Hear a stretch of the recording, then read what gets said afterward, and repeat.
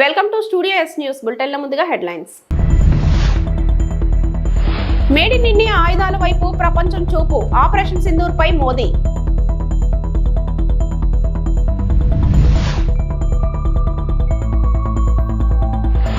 విమాన ప్రమాదంపై దర్యాప్తు సాగుతుంది, union minister Rammohan Naidu.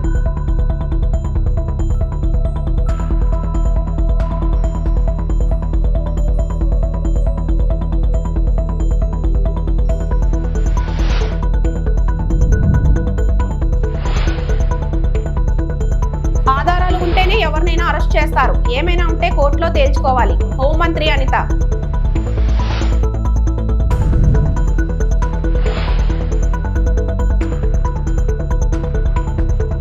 Parliament వర్షాకాల సమావేశాలు మరి కాసేపట్లో ప్రారంభం కానున్నాయి. ఈ సమావేశాలకు హాజరయ్యేందుకు పార్లమెంటుకు చేరుకున్న ప్రధానమంత్రి నరేంద్ర మోదీ మీడియాతో మాట్లాడారు. ఈ వర్షాకాల సమావేశాలు ఫలప్రదం కావాలని ఆకాంక్షించారు. ఈ సందర్భంగా భారత వ్యోమగామి శుభాంశు శుక్లా రోదసీ యాత్ర ఆపరేషన్ సింధూర్ గురించి ప్రధాని ప్రస్తావించారు. ఆపరేషన్ సింధూర్ లో మన దేశ సైనికుల సత్తా చూసాం, అందులో 100% లక్ష్యాలను సాధించాం. ఖచ్చితమైన లక్ష్యంతో కేవలం 22 నిమిషాల్లోనే ఉగ్రవాద శిబిరాలను ధ్వంసం చేశాం. ఈ ఆపరేషన్ మేడ్ ఇన్ ఇండియా సైనిక సామర్థ్యం గొప్పతనం ఏమిటో ప్రపంచం చూసింది. ఈ మధ్యకాలంలో నేను ఎవరిని కలిసినా మేడ్ ఇన్ ఇండియా ఆయుధాల గురించే మాట్లాడుతున్నారు. మన ఆయుధాలపై ప్రపంచవ్యాప్తంగా ఆసక్తి పెరుగుతోంది. దేశ ప్రగతి కోసం అందరూ కలిసి నడవాల్సిన సమయం ఇది. ఉగ్రవాదం, నక్సలిజాన్ని తుదముట్టించేందుకు చర్యలు తీసుకుంటున్నాం. మావోయిస్టు ప్రభావిత జిల్లాల్లో అభివృద్ధి పనులు జరుగుతున్నాయని మోదీ వెల్లడించారు. मानसून नवीनता और नवसर्जन का प्रतीक है और अब तक जो खबरें मिली हैं, देश में मौसम बहुत ही अच्छे ढंग से आगे बढ़ रहा है. कृषि को लाभदायक मौसम की खबरें हैं और बारिश किसानों की अर्थव्यवस्था, देश की अर्थव्यवस्था, ग्रामीण अर्थव्यवस्था और इतना ही नहीं, हर परिवार की अर्थव्यवस्था में एक बहुत महत्वपूर्ण होता है. अब तक जो मुझे जानकारी दी गई है उस हिसाब से पिछले 10 वर्ष में जो पानी का भंडार हुआ है इस बार, वो करीब करीब 3 गुना हुआ है, जिसका आने वाले दिनों में भी देश के अर्थतंत्र को बहुत लाभ होगा. साथियों, ये मॉनसून सत्र राष्ट्र के लिए ये बहुत ही गौरवपूर्ण सत्र है. ये मॉनसून सत्र राष्ट्र के लिए एक अपने आप में विजयोत्सव का रूप है.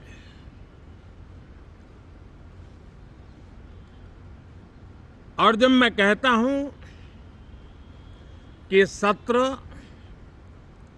राष्ट्र गौरव और विजयोत्सव का सत्र है, तो सबसे पहले तो मैं पहली बार इंटरनेशनल स्पेस स्टेशन पर भारत का तिरंगा झंडा वहां लहराना, यह हर देशवासी के लिए. అహ్మదాబాద్ విమాన ప్రమాద ఘటనపై విచారణ జరుగుతోందని, తుది నివేదిక వచ్చే వరకు వేచి చూడాలని పౌర విమాన శాఖ మంత్రి రామ్మోహన్ నాయుడు చెప్పారు. రాజ్యసభలో విమాన ప్రమాదంపై మాట్లాడిన రామ్మోహన్, విమాన ప్రమాణాల దర్యాప్తు సంస్థ ఏఏఐబి నిబంధనల ప్రకారం విచారణ జరుపుతోందని తెలిపారు. ఏఏఐబి ప్రాథమిక నివేదికకు సమర్పించిందన్న కేంద్ర మంత్రి దానర్థం ఇప్పుడే ఒక అవగాహనకు వచ్చినట్లు కాదన్నారు. విమాన ప్రమాదంపై మీడియా, సోషల్ మీడియాలో పెద్ద ఎత్తున ఊహాగానాలు ప్రచారం చేస్తున్నారన్న మంత్రి, ప్రాథమిక నివేదిక కేవలం ప్రమాదంపై అభిప్రాయం తెలిపేందుకు మాత్రమేనని చెప్పారు. బ్లాక్ బాక్స్ ను విజయవంతంగా వెలికి తీశారని, దాన్ని డీకోడ్ చేసే ప్రక్రియ పూర్తిగా భారత్లోనే జరుగుతుందని వెల్లడించారు. Sir, I would like to ask the Honorable Minister that a Boeing B7878 aircraft VTANW was involved in an air turnback incident due to in-flight shutdown of engine 1 of flight number AI-131 during climb on the 4th of August 23. Sir, from the Chhatrapati Shivaji Maharaj International Airport, Mumbai to Heathrow on the 4th of August, this flight was leaving.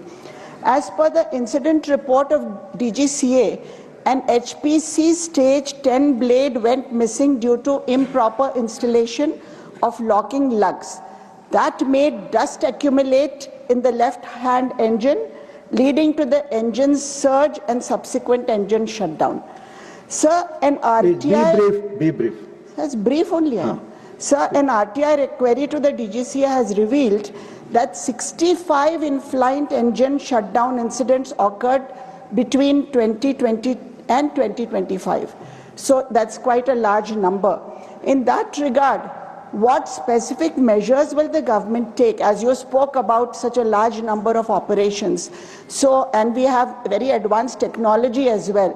So in order to have a quick before flight inspection Thank of you. engine and exhaust Thank you. systems, Thank what measures will the government adopt? Thank you. Sir, in terms of safety, I have to also tell that the DGCA has inspections which are planned surveillance, ramp inspections of both the domestic and the foreign sector, spot checks and night surveillance. And this is done through an annual surveillance and safety plan that the DGCA prepares. And based on the regular checking that happens, they have a overlooking safety audit also that is happening all over the country. And they keep monitoring each and every plane. They keep monitoring each and every airport and all the safety measures that are being listed. And everything is very thoroughly monitored.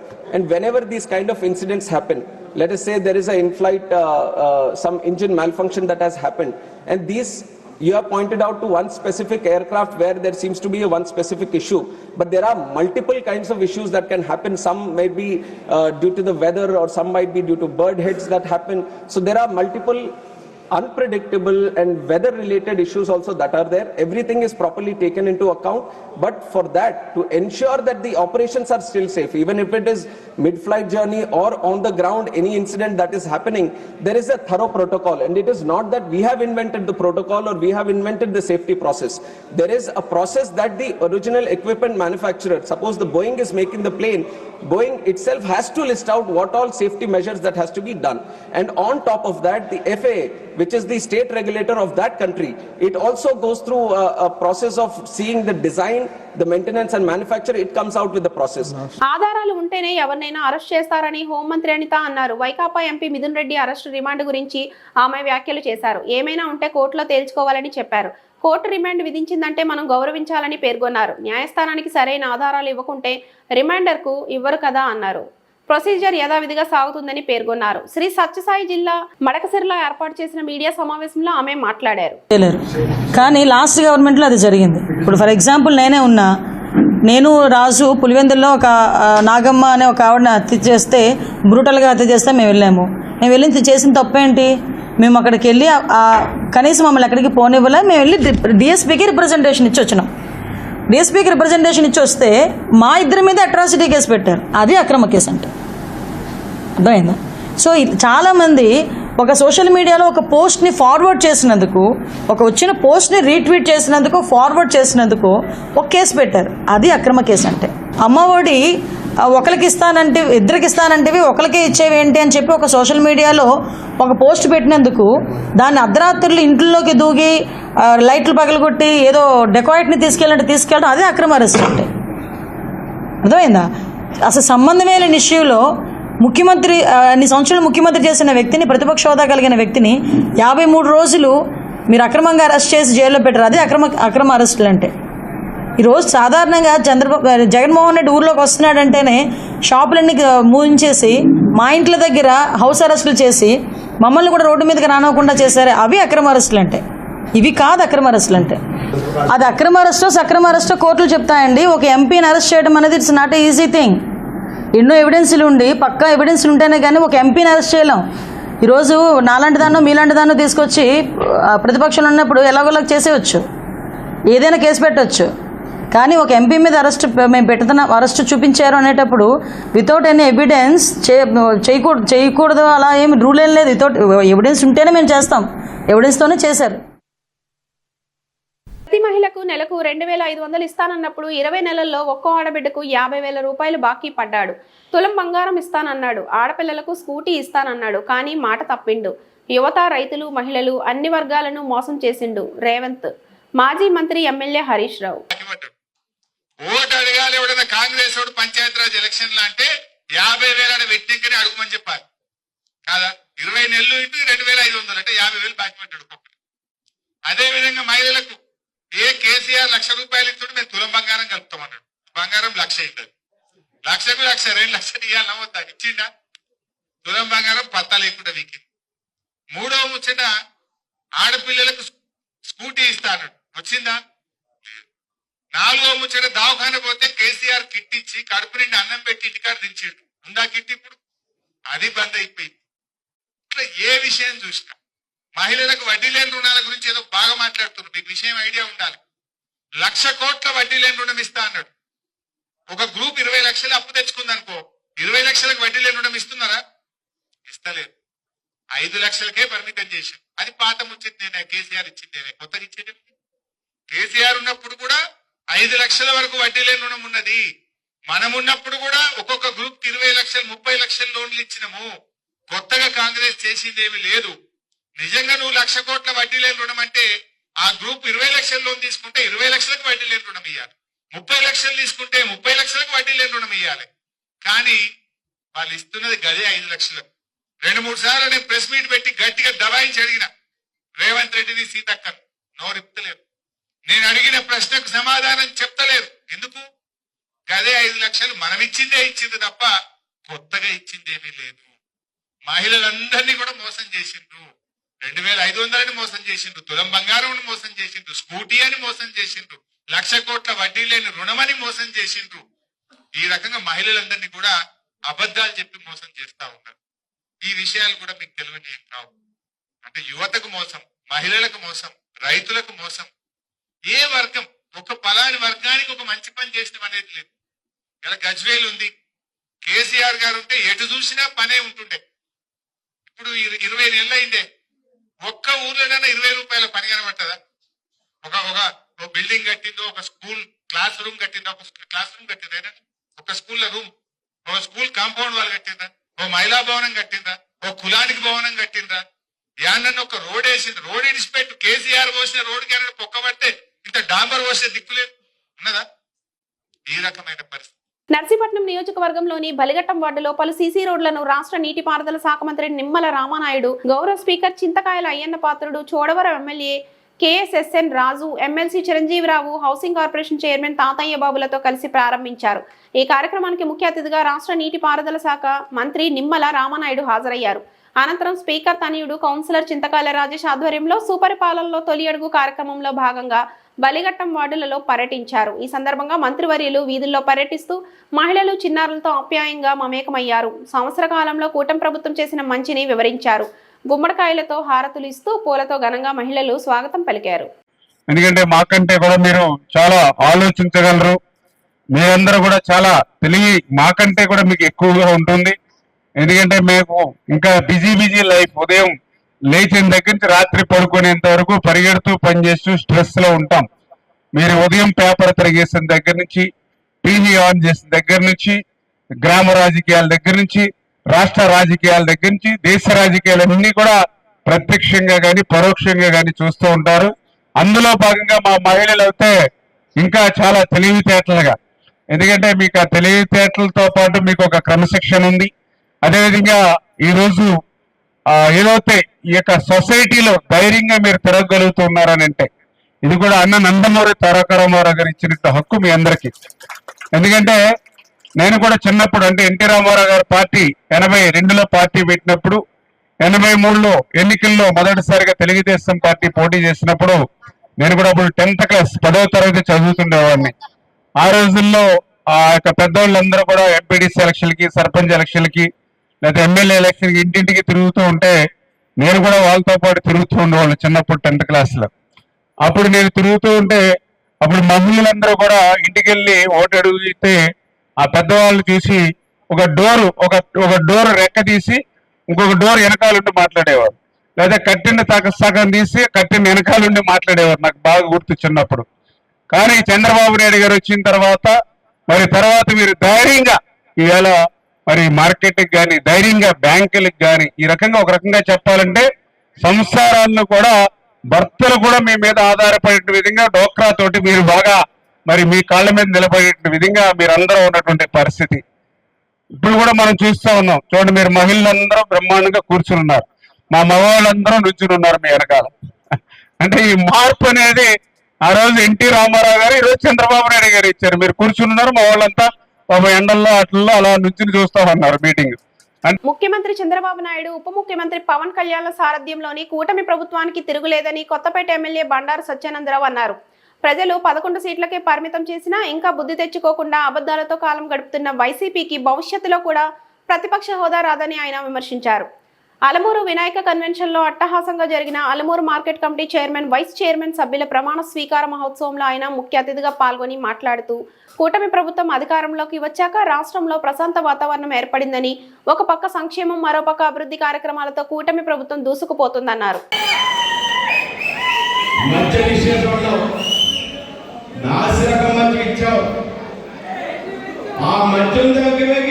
ప్రజల ఆరోగ్యాలన్నీ కొన్నాయి, అధిక ధరలకు అమ్మావు,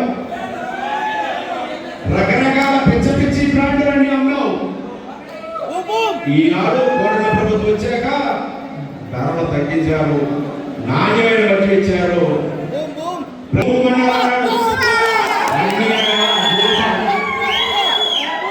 ఇవాళ ఈ పరిస్థితి మధ్యం కుంభకోణంలో మీరు చేసిన మోసానికి ఈనాడు ఉన్న సొంత ఇంటి ఎంపీ ఒక్కడు కూడా జైలు పాలైపోయాడు. నేను అనుకుంటా ఉన్నా కొద్ది రోజుల్లోనే జగన్మోహన్ రెడ్డి కూడా జైలుకి వెళ్ళటం ఖాయం.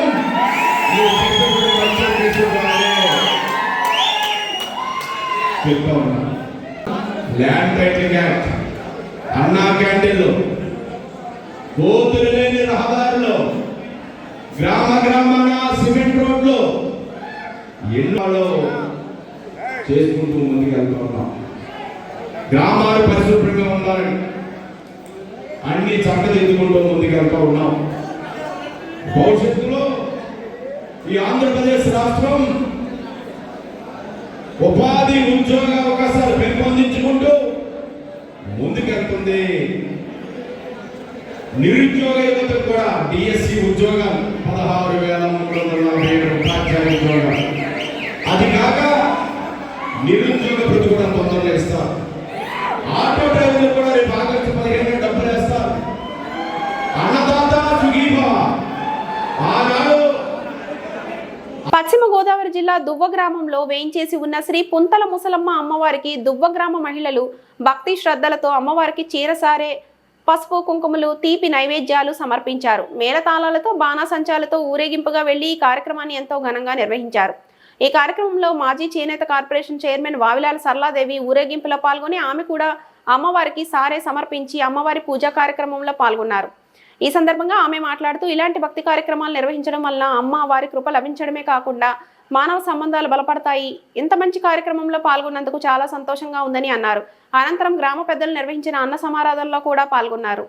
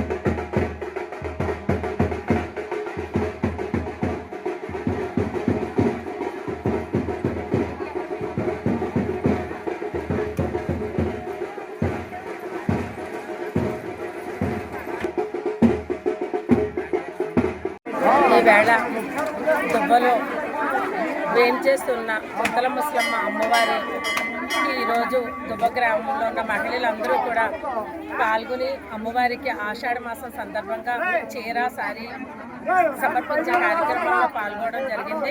అందరూ కూడా మహిళలందరూ అమ్మవారికి ఎంతో భక్తి శ్రద్ధలతో ఇట్లా చీర సారీ అందివ్వడం అనేది చాలా మంచి సాంప్రదాయం. ఈ సాంప్రదాయాన్ని ఇలా కొనసాగించినందుకు గ్రామ ప్రజలందరికీ కూడా కృతజ్ఞతలు తెలియజేసుకుంటూ అమ్మవారికి కృప అందరి యందు ఉండాలని రాష్ట్రమంతా అదేవిధంగా తణుకు మన దుబ్బ గ్రామ ప్రజలందరూ ఆ తల్లి ఆశీస్సులతో మరింత శుభంగా ఉండాలని కోరుకుంటూ ఈ ఆషాఢ మాసంలో ప్రత్యేకించి అమ్మవారికి ఇష్టమైన ఈ ఆషాఢ మాసంలో అమ్మవారికి అనేక రకాలుగా ప్రజలు సేవలు అందించే విషయం మనకు తెలిసిందే. కొంతమంది శాకాంబరి దేవిగా ఇస్తారు, కొంతమందికి సారీ సీర అమ్మవారికి సమర్పించుకుంటారు. ఏది ఏ విధమైనప్పటికీ అమ్మవారిని భక్తి శ్రద్ధలతో పూజించినట్లయితే ఆ తల్లి అనుగ్రహం వల్ల ప్రజలందరూ సుఖ సౌఖ్యాలతో ఉంటారన్న ప్రధానమైన కార్యక్రమం శుభకార్యం ఈ కార్యక్రమంలో పాల్గొన్న మహిళలందరినీ కూడా గ్రామాన్ని అంతా తల్లి శుభంగా దీవించాలని మనసారా కోరుకుంటూ ఈ కార్యక్రమంలో పాల్గొన్నానని తెలియజేస్తున్నాను. వర్ధనపు గురువులో ప్రపంచ మేధావి డాక్టర్ బాబాసాహెబ్ అంబేద్కర్ విగ్రహావిష్కరణ అచంట నియోజకవర్గ శాసనసభ్యులు మాజీ మంత్రి పితాని సత్యనారాయణ చేతుల మీదుగా విగ్రహావిష్కరణ జరిగింది. ఈ సందర్భంగా మాజీ మంత్రి పితాని మాట్లాడుతూ అస్పృశ్యతను అధిగమించి అక్షరాలను మాలలుగా చేసుకుని ప్రపంచంలో మహోన్నత వ్యక్తిగా ఎదిగి భారతదేశానికి రాజ్యాంగాన్ని రచించి అందించిన మహనీయుడు డాక్టర్ బాబాసాహెబ్ అంబేద్కర్ అని అన్నారు.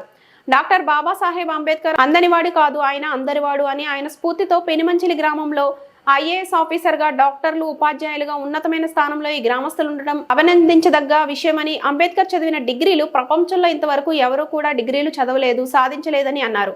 ప్రజలందరూ గ్రామాల్లో ప్రతి ఒక్కరూ మంచిగా చదువుకుంటే వారి అభివృద్ధి పదంలో దూసుకుపోతారని ఆ మహనీయుని కొనియాడుతూ స్మరిస్తూ పితాని అంబేద్కర్ విగ్రహానికి పూలమాలలు వేసి ఘనంగా నివాళులర్పించారు.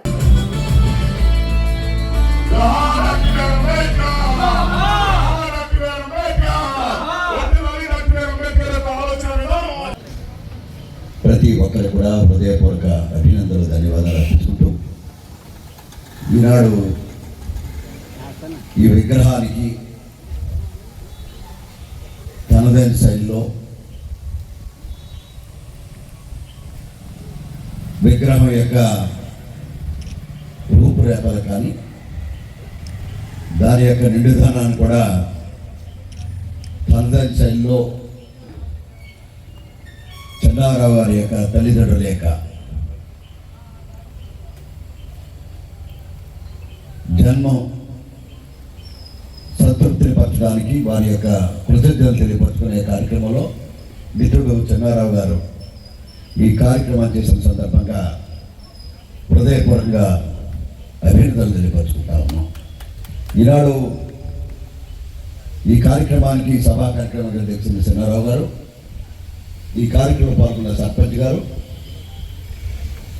ఎంపీపీ గారు, నీటి విధాన సంఘ అధ్యక్షులు ప్రసాద్ గారు, జెడ్పీటీసీ సురేష్ బాబు గారు, అలాగే ఇందాకే చెప్పాడు దేవుడా రాజకీయ ప్రతినిధులు, గ్రామ పెద్దలు, అభిమానులందరూ కూడా, పాత్రికేయ మిత్రులందరూ కూడా హృదయపూర్వక అభినందనలు. ఆశించాం వర్ష ప్రభావం వల్ల ఏదైనా కూడా అభిమానులు అందరూ వచ్చారు. ఆత్మీయులందరూ, చెన్నారావు గారికి సంబంధించిన ఆత్మీయులందరూ కూడా ఈ కార్యక్రమం పాల్గొనడం ఇది చిన్నగా జరిగినట్టు కాదు. నాయకులే వచ్చారు అందరూ కూడా, ఎవరు చిన్నవారు రాలేదు. పెద్దగా జన సమీకరణ అనేది ఉండాలనేది ఆలోచించినప్పుడు కూడా ఈనాడు వర్ష ప్రభావం వల్ల జరిగిన ఈనాడు అంబేద్కర్ యొక్క కార్యక్రమం ఈ విగ్రహావిష్కరణకి 6 సంవత్సరాలు పట్టింది. 6 సంవత్సరాల కారణం మనందరికీ తెలుసు. ఏదైనప్పుడు కూడా విగ్రహావిష్కరణ అంబేద్కర్ యొక్క భావజావాలు కానీ, అంబేద్కర్ యొక్క ఆలోచన విధానం కానీ, భారత రాజ్యాంగకర్త పూజ్యశ్రీ బాబాసాహెబ్ అంబేద్కర్ యొక్క భావజాలాలు సమాజానికి అందించాలనే ఆలోచనతో మాత్రం విగ్రహాలు పెడతా ఉన్నాం. వారి ఆలోచనలు ప్రతి భారతీయ పౌరుడికి భారత రాజ్యాంగంలో ఈవేళ శాంతి, అనేక మతాలు కులాలు ఉన్నప్పుడు కూడా సమైక్యవాదం, దానికి స్ఫూర్తి రాజ్యాంగం. రాజ్యాంగ స్ఫూర్తిని ఈనాడు భారతదేశంలో ప్రపంచంలో ఇన్ని వర్గాలుంది, ఇన్ని మతాలుంది కూడా ఆ యొక్క రాజ్యాంగం యొక్క స్ఫూర్తి, ఆనాడు అంబేద్కర్ యొక్క ఆలోచన విధానానికి ఈనాడు మనం ఎప్పుడు కూడా జన్మతర భారతదేశ ప్రతి పౌరుడు కూడా రుణపడి ఉండాలనే ఆలోచనతో మాత్రమే ఈనాడు కార్యక్రమం చేస్తూ ఉన్నాం. ఈనాడు అంబేద్కర్ యొక్క భావజావాలు ఏంటంటే ప్రతి ఒక్కరూ చదువుకోవాలని. ఈ వార్తలు ఇంతటితో సమాప్తం. నమస్తే.